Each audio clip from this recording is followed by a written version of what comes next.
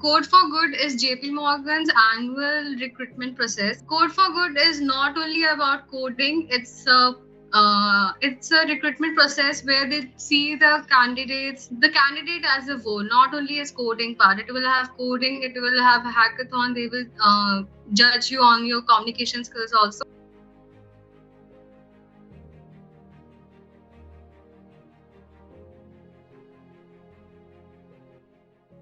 Hello fam, this is Priya from PlaceU.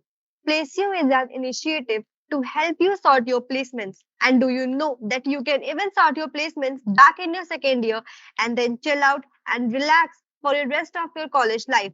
Well, if you aren't aware of this, we are here with the mastermind herself who grabbed her internship back in her second year through a Code for Good challenge at JP Morgan and then further got it converted to PPO and now she is going to join as an SDE.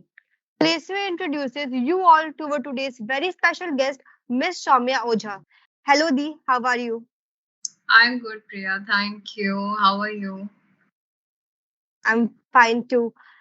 Since Dee, you have got your internship back in your second year, which is a dream for many to get into a company like JP Morgan, getting such a big achievement at very early stage of your life. How does it feel?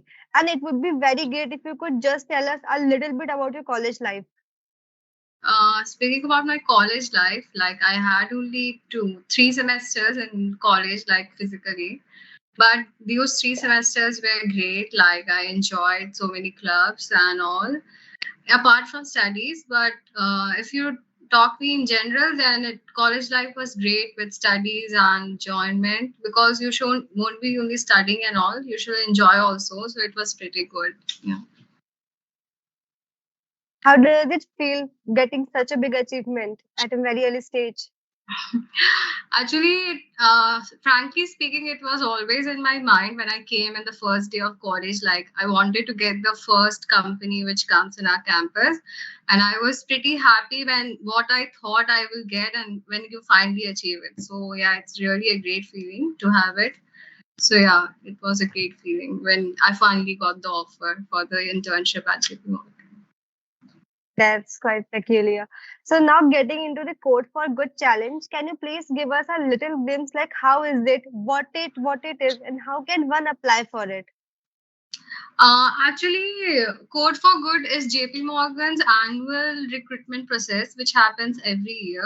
JP Morgan usually hires for campus through the Code for Good only. They don't, you can't apply in JP Morgan apart from Code for Good, as far as I know. So they visit some selected campus only, which they have in their list. So they go to their campus, which they have in their list in the month of January, I guess. And Code for Good is not only about coding, it's a recruitment process where they see the candidate as a whole, not only as coding part. It will have coding, it will have a hackathon, they will judge you on your communication skills also.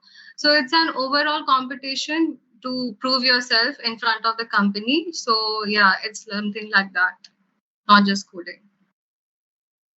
That's very great. So when does the JP Morgan launch this particular program? Like when did you join? When I was in the second semester of my second year, then JP Morgan came in the month of January. So that is when they took their first round. It was purely based on coding. Then after 1 month, they gave the call for the second round, which was a video based interview. So, and after that 1 month, they had their third round. So, particularly in the month of July, the process was over. And after that, in the third year, the summer vacation of third year, that is when you have to join the corporate if you are selected for the program. So that is when you join it.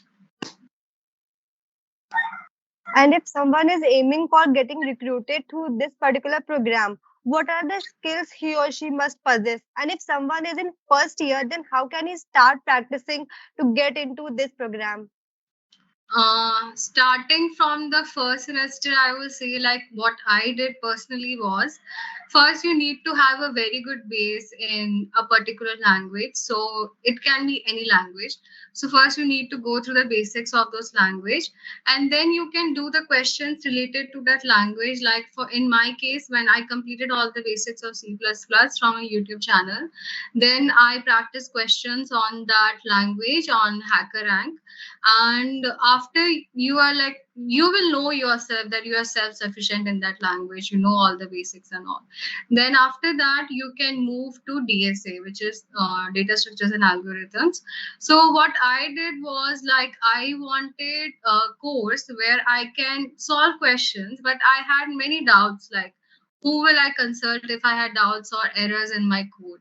So for that, I did a course in Coding Ninjas because they have 24 into 7 mentor support.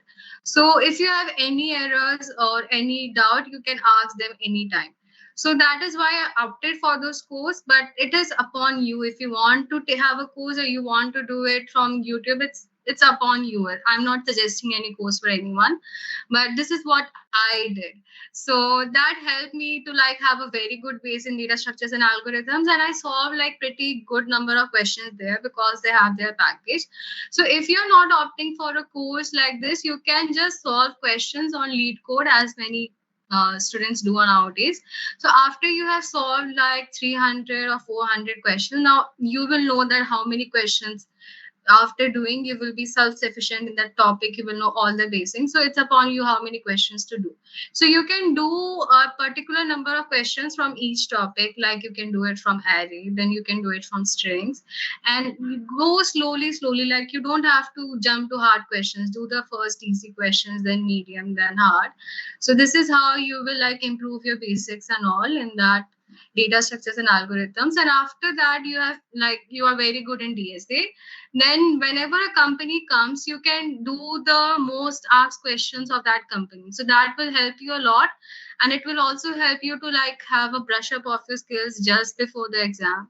So it will help you like before JPMC came, I just saw the questions which they have asked in their interviews and all on Geeks for Geeks. So that helped me a lot to like brush up my skills. And so yeah, that helped. So this was a procedure which you can follow. First have a basic in language, then do some pretty good questions in DSA. Or you can take up a course also where you have mentors to support you, and then you can do company related questions from Geeks for Weeks. So this is the procedure to land in a very good company. Thank you so much for explaining such a big part. That was quite a good explanation for me and all the second years and first years who are watching. So, like competitive programming is requirement or it is based on the interest. I think that competitive programming is not so much needed because the questions which are asked in the coding round, they are not like so tough like you have that on code forces or something. Yeah, it's just like if you know the topic, if you know how to use the data structures, then you can do it. So you can practice questions on lead code only. That will be enough. For competitive programming, I don't want you to stress like something. If you're doing competitions on lead code, like they have weekly contests and all, or you can do contest on HackerRank also, that will be self-sufficient for you. I'm not stressing so much on competitive programming because that does not require too much. If you want to be a pro coder, then maybe you can think of it. I'm not telling that it's not required, but it's okay if you have very good base in data structures and you're doing competitions, then that will be good to have stuff. There is a very common doubt among the juniors, like which language do they start from? Like when I was in my first year, I was also having doubt that from which language should I start. So, like, is the thing that any particular language has a upper hand over the other language?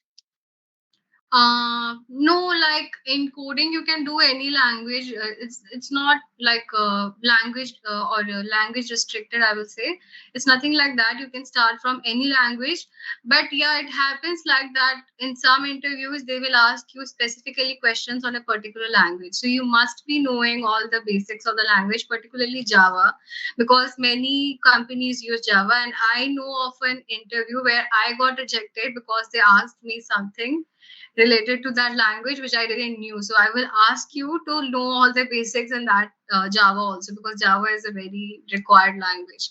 You can do coding in C++, which you have which we are easy to do, but you must know the basics of Java and all, because that will help you in interviews.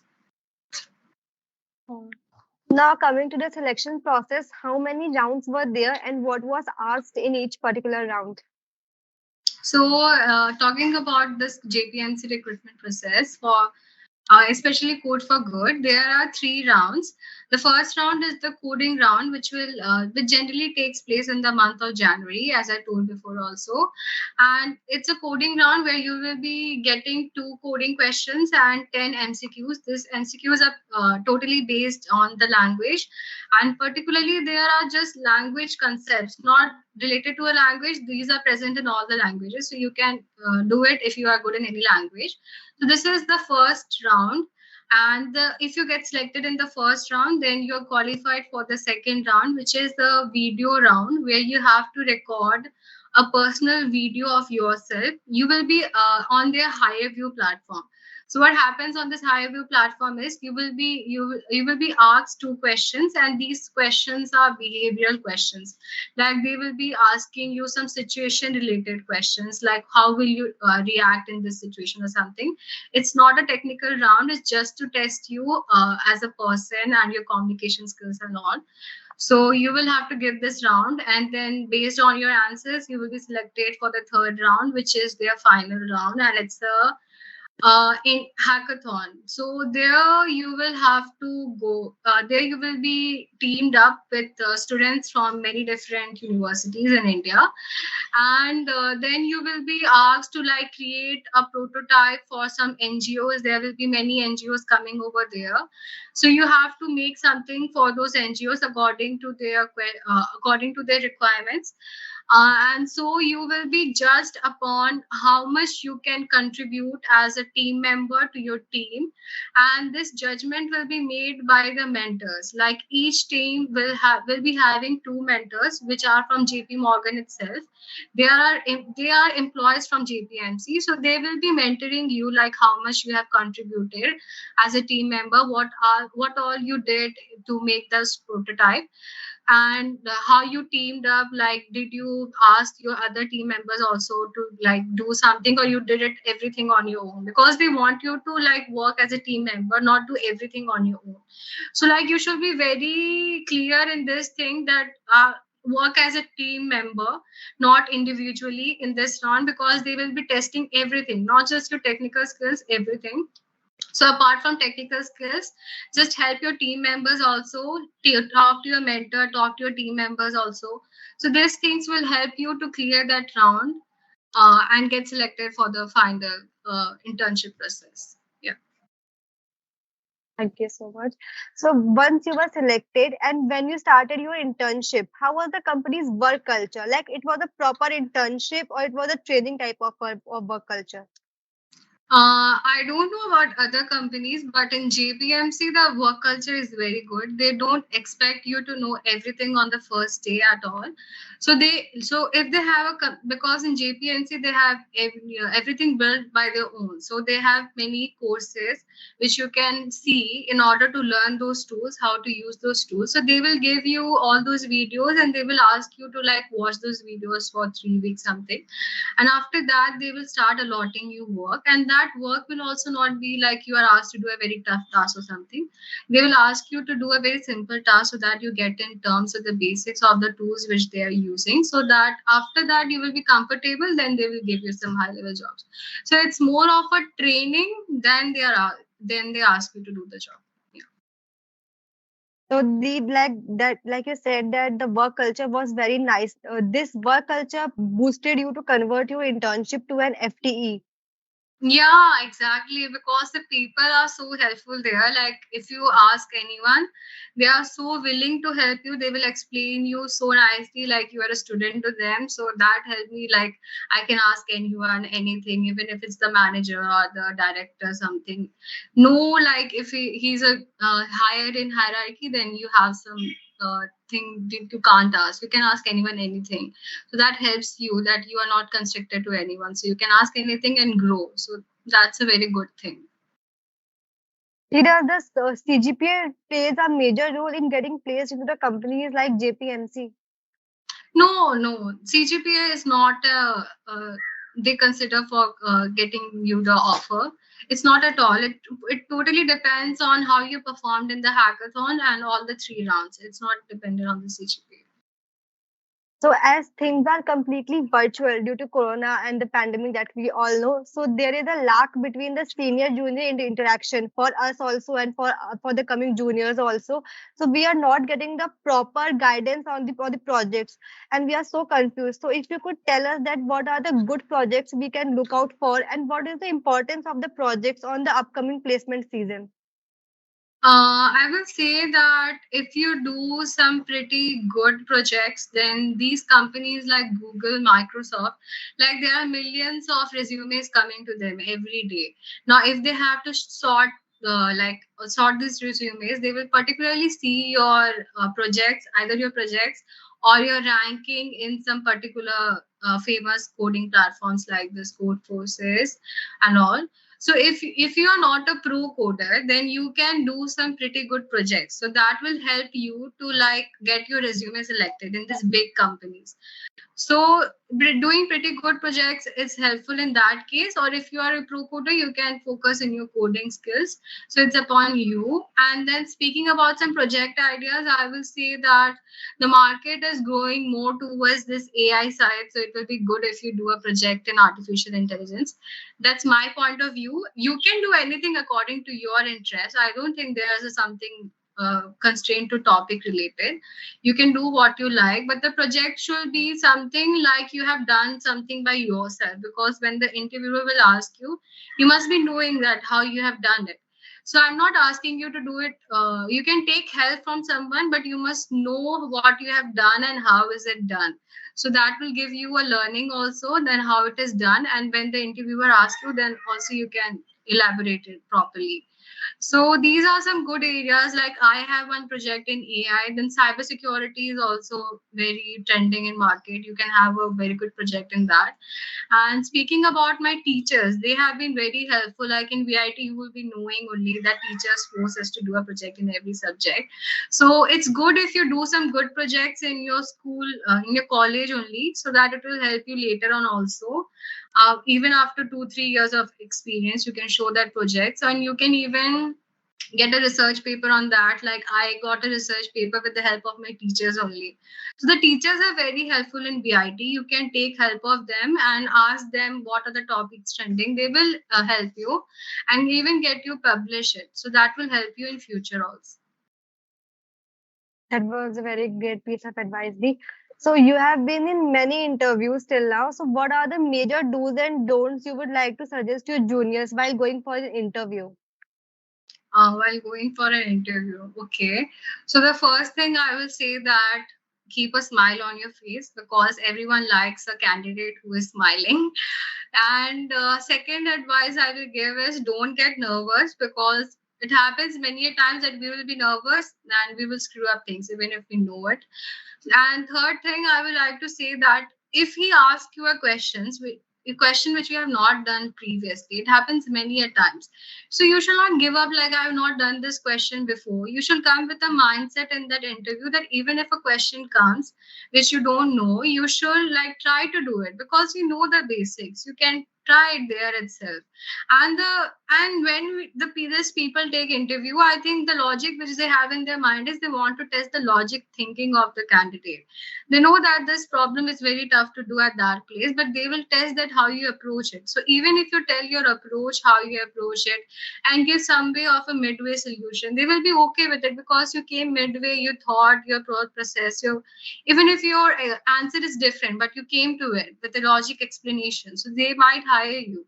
So it will help you. So try to go with the mindset of able to do trying everything, even if the question doesn't come. So that will help you, I guess, in interviews. Yeah. Yeah. So what are the piece of advice you would like to give your college juniors for getting the placement scenario sorted? And what can they do if now they have missed the opportunity for the code for good challenge for getting into JP Morgan?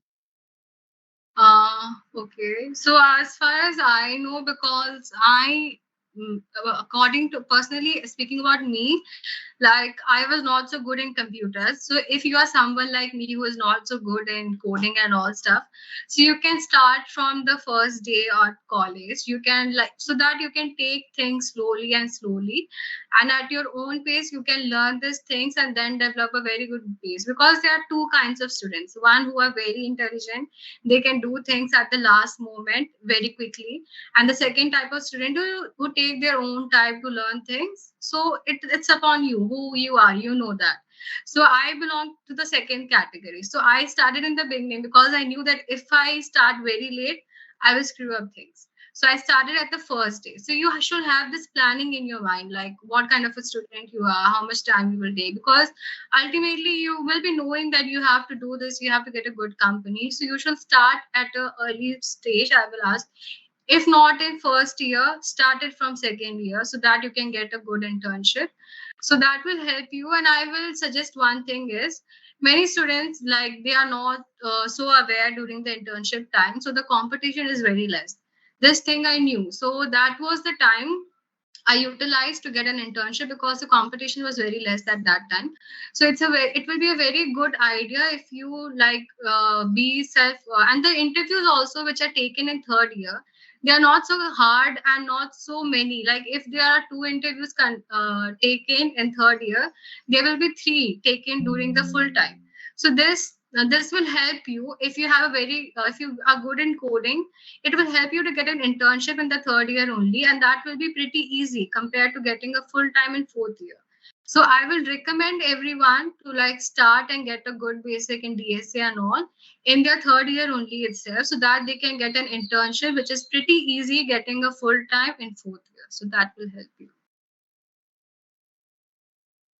Any other thing you want to add for the third year ones who are going to sit for the placement season? Placement season, I will ask that, I will tell that it's don't be get nervous. Like it happens when it happens with many students. Like if their friend is getting a company, he will get nervous and he will think that I won't get anything. So you should not think about that, because many companies will be coming to the campus, or if not coming, you can apply off campus also. So you should not lose your hope. You should try to improve yourself every day, because there will be one interview which will be made for you, or one coding test which will be for you, where you will be knowing all the questions. So that day will come. You just need to practice. If you have done very good hard work, then you will get the benefits. This is what I believe in, because if you have worked hard, one day or other you are sure to get the fruits for it. So just keep working hard. Don't get demotivated seeing your friends getting placed in good companies. You will also get a very good company. Sooner or later you will get it. So just keep trying.